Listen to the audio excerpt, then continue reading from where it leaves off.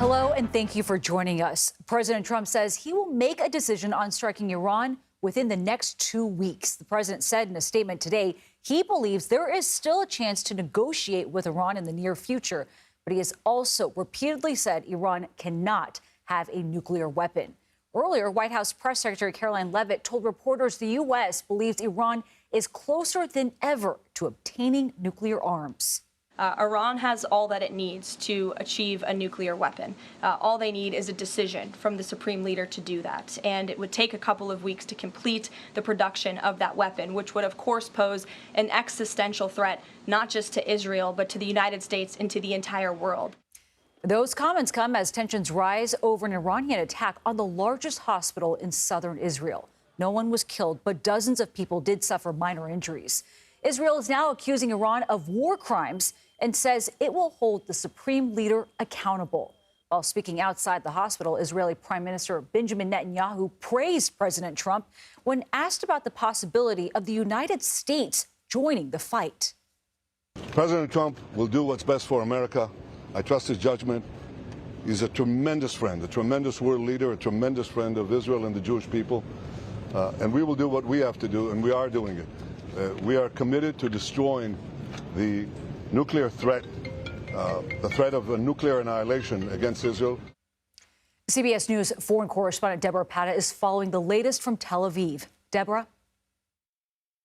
There will probably be a lot of senior Israeli government officials who are hoping that President Trump would make a decision on whether to join Israel's war in Iran a lot more quickly. Instead, he's given Iran 2 weeks to give up its nuclear program. And once again today, you saw Prime Minister Benjamin Netanyahu almost baiting President Trump, saying Iran was stringing Trump along, and nobody strings Trump along.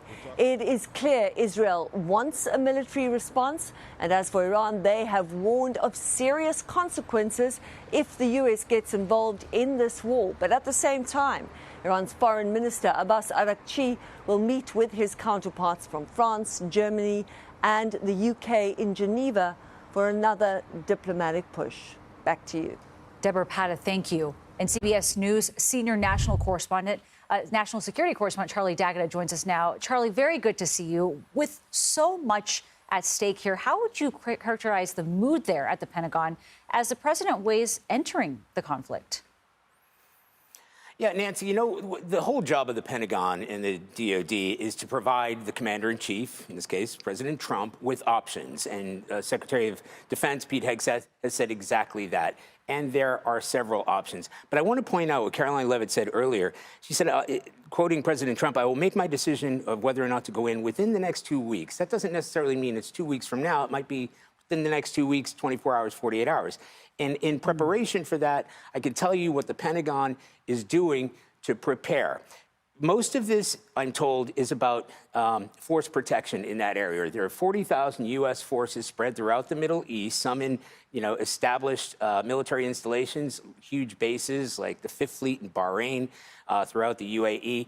Others that are a little more vulnerable and exposed. I'm thinking about Iraq, Syria, northern Iraq. In terms of military assets, I've got a list here because I've been quoting it all day. USS Carl Vinson is in the Arabian Sea. Now, this is a carrier strike group with several destroyers. They've got 3 additional destroyers in the Eastern Mediterranean. There are 3 destroyers in the Arabian Sea with the Carl Vinson. On the way, another destroyer, another aircraft carrier strike group with 3 additional destroyers. The General R. Ford carrier group is headed to EUCOM, the European Command, which is kind of within striking distance itself. So we're talking about really forward postured. In addition to that, several aircraft squadrons, there are F-15s, F-16s, F-35s, F-22s that are on the way. Those are new. And they're also refuelers. And that's kind of important because they are important to refuel fighters in order to loiter over areas where U.S. forces are, but also to refuel long-range bombers in case of a strike against Iran. So basically what the DOD is trying to do and the Pentagon is doing, their planning organization, when people say, are they preparing for war? Every day they prepare for war. That's what they do. And they're providing the president with these options. But yes, the kind of military hardware that we're talking about and the troop deployment and the types of military hardware, it's about force protection, but also it's a projection, sending a message to the Iranians that they're there. 3 aircraft carriers and all those destroyers. These are things that launch cruise missiles. They have already been engaged in terms of defending Israel against Iranian attacks, intercepting some of the missiles that have come in. So yes, about as forward postured as I can remember in recent years. Many people will be watching, the world will be watching over the next 2 weeks. Charlie Daggett, thank you very much for your reporting. CBS News White House reporter Willie James Inman joins us now. And Willie, given all of this, where is the president on a decision about Iran and the possibility of a diplomatic solution here?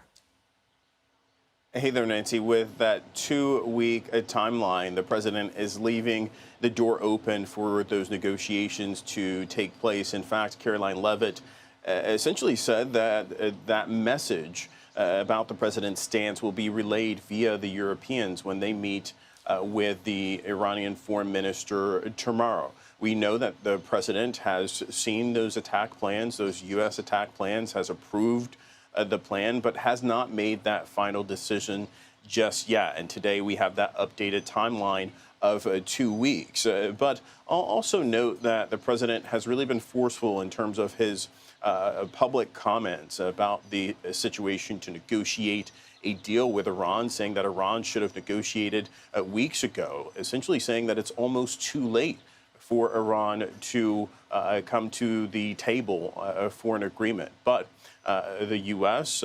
Staying out of the fight for now, but as Charlie mentioned, preparing for any outcome that's defending U.S. forces and assets in the region, but also preparing a situation where if the president calls for that strike, it could happen, Nancy. But, Willie, there are members of both parties who do not want the U.S. to get involved. So how does the president respond to the parts of his base who do not want the U.S. in another war overseas? Yeah, that's right. And there's, in fact, a resolution, a bipartisan resolution calling to stop the president from getting involved in a conflict in Iran. And the president touched on this yesterday when the question was posed to him about him being elected and him essentially saying that he wants to keep America out of foreign wars. He said, quote, "My supporters don't want to see Iran have a nuclear weapon." We, of course, know that this president has really been more so on the isolationist side, not wanting to get involved in foreign conflicts, not wanting to prolong America's foreign military power and project it overseas. But in terms of projecting that power when it's useful, when it's a negotiation tactic, we know that this president has done that in this case with Iran. But still, nonetheless, a lot of the president's supporters not wanting him to get involved in this conflict. We, of course, know that on the campaign trail, the president talked about not being involved in those conflicts, and we'll have to wait and see as to what happens and what decision the president makes within the next 2 weeks. But we know that the White House, the president included, top U.S. officials wanting a diplomatic end, at least, to this situation and those brewing tensions in the Middle East, Nancy. Willie James Inman, thank you very much for joining us.